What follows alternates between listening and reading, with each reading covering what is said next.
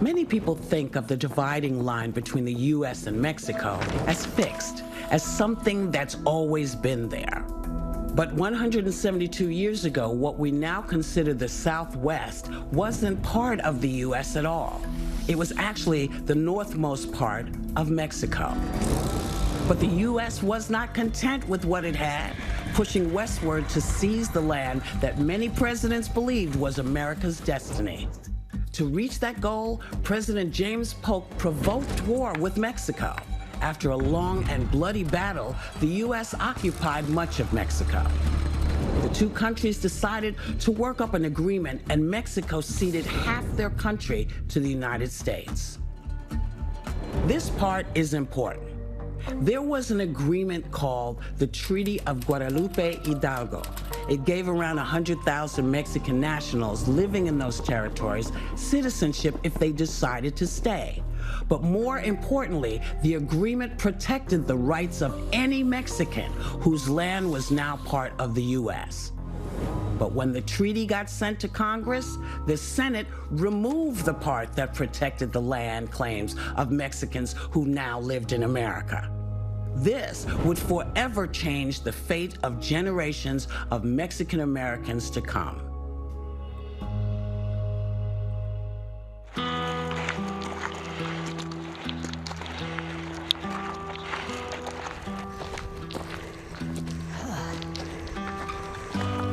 Your body tells you when to stop.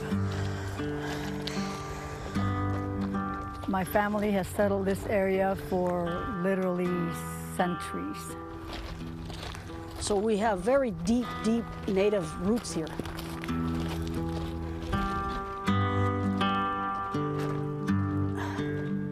We're at the top of El Cerro de Tomé, in Tomé, New Mexico, established in 1739. Our eastern boundary was the top of the crest of the mountain, the Manzano Mountain. So that was the original boundary. We've lost some land through the years. At one point, several years ago, we were a landless land grant, literally. And we originally had 123,000 acres of land. Today, Tomé has approximately 400 acres. My name is Andrea Padilla.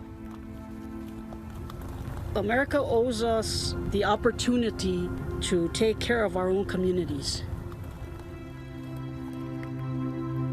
My name is Rita Padilla Gutierrez. I think regaining some of our land back would be justice.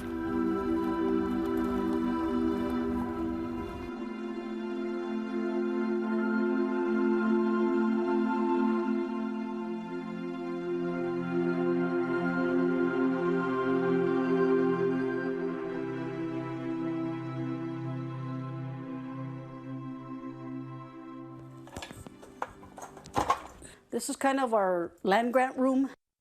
Here we have the patent signed by Ulysses Grant. This is the patent that was granted after the war with Mexico and the Treaty of Guadalupe Hidalgo to honor our land grant, and it's signed by Ulysses Grant, who was president at the time. Seal and everything granting us that our land grant would continue to be ours. So this is it. Again, but then later they stole our mountain, so.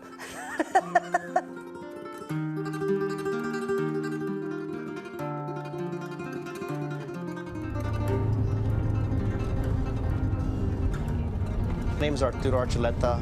I'm a land grant heir to two land grants, the Manzano and the Tierra Maria land grant. We're a land-based people. Half of our soul was here before Columbus ever hit the sand. We come from some of the Spanish communities that came over, as well as Native American communities. So we really are sort of mestizo, we're mixed.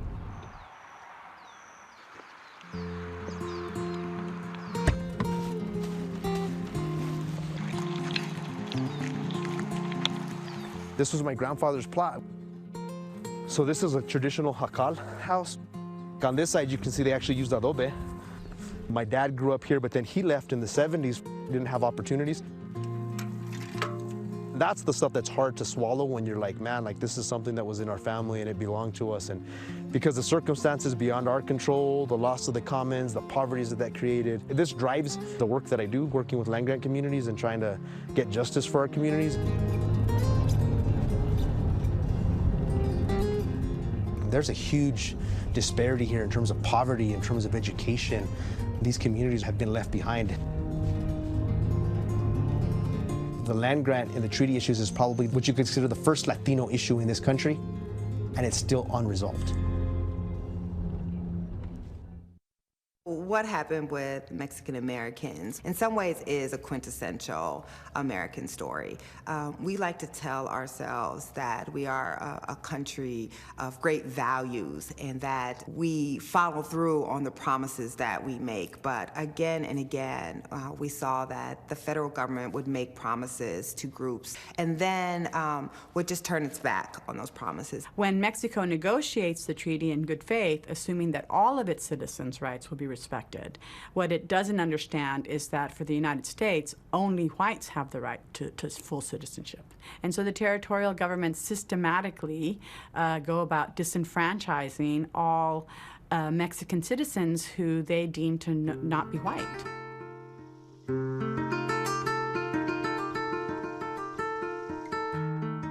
So this is a collection of documents that spans all the way from the late Spanish colonial period all the way through the 20 years into the U.S. territorial period. This grant goes from a over 400,000 acre grant to a 1,422 acre grant.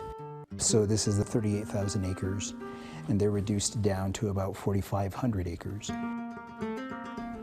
You know, the longevity that we have in this place, you know, that these communities existed 100, 150 years before the Treaty of Guadalupe Hidalgo. But it's beyond sense of place. It's also this commitment that you have to make sure this place survives. Our identity is tied to place, but we don't see that place having an identity without us either. So it defines us just as much as we define it.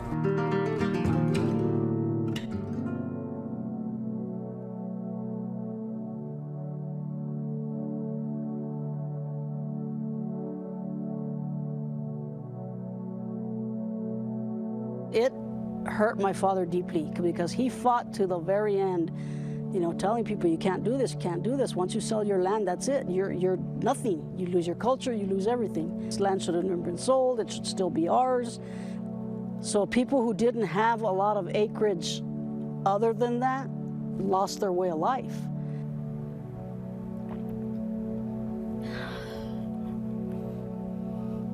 I just don't think people get the passion that's attached to this. It's the history, for God's sake. Plain and simple. Your language, your customs, your food, your traditions.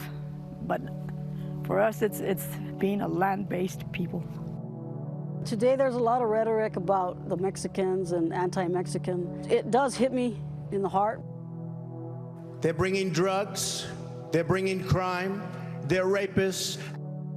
What happens when the vast majority of those people are dispossessed and that land is given to white settlers? The representation of Mexicans as these barbarous Indians, that's enunciated every day when we hear Mexicans described as rapists, murderers, and thieves. We always worked hard. And we made a living and we did the right thing. So when they talk about lazy Mexicans or these Mexicans are all drug dealers and murderers, I'm like, where? I haven't seen that. I'm not, you know.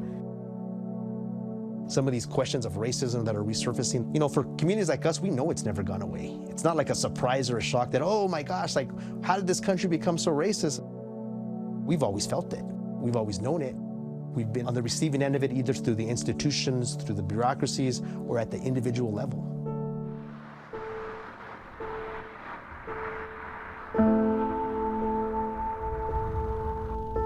Back in the 60s, there was an individual by the name of Reyes Lopez Tejerina. Or 15 million Spanish Americans throughout the Southwest have a great reason to fight for the Treaty of Guadalupe Hidalgo. He came to New Mexico preaching the treaty and telling the people that they were going to lose their land. That kind of culminates in a courthouse, a raid, it ends up in a shootout.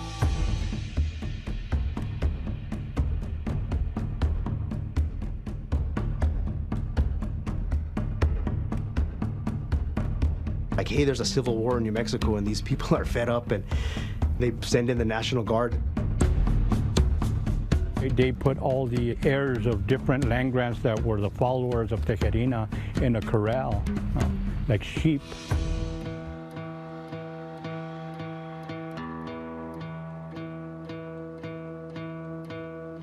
So the move to Chicano, Chicanx, is precisely a move to reclaim our own indigenous heritage, our own original belongings to these territories, right? That's why the Reyes Tijerina, Tierra Maria movement is a huge part of the Chicano movement, because they were articulating it concretely, saying, like, we have these land grants, and we want these land grants honored as per the Treaty of Guadalupe Hidalgo. He opened our eyes, he taught us.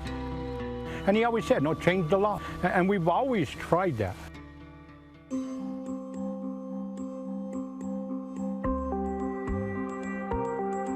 My name is Arturo Archuleta, and I am here on behalf of the New Mexico Land Grant Council.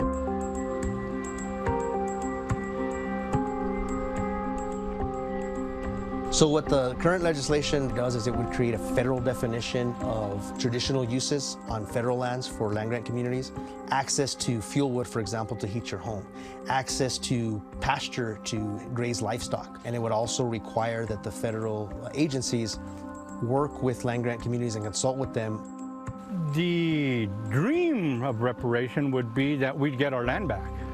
I also think our communities are due some type of a reparations in terms of a monetary compensation for all the hardships that they've endured. What that figure looks like to us, if we did a calculation, probably about $2.7 billion, not to pay out individuals, but to pay out our communities for community development and to buy back land. We're going to have a museum open to the public, the old jail where we think Billy the Kid spent one night. The idea is to keep the legacy alive, to not destroy and forget the history. We don't want handouts. We want to provide for ourselves. So justice would be giving us that opportunity to do that. I know that the hard work of my dad and my grandfather and my great-grandfather, that their blood, sweat, and tears, that's something that I have to make sure that none of that was for vain, and that their hopes and dreams survive on, and they survive on in my kids and their kids. We've always been here, and we're not going anywhere. This is who we are, this is where we come from, this is our land, and we're going to protect it, and we're going to continue to be here as long as we possibly can.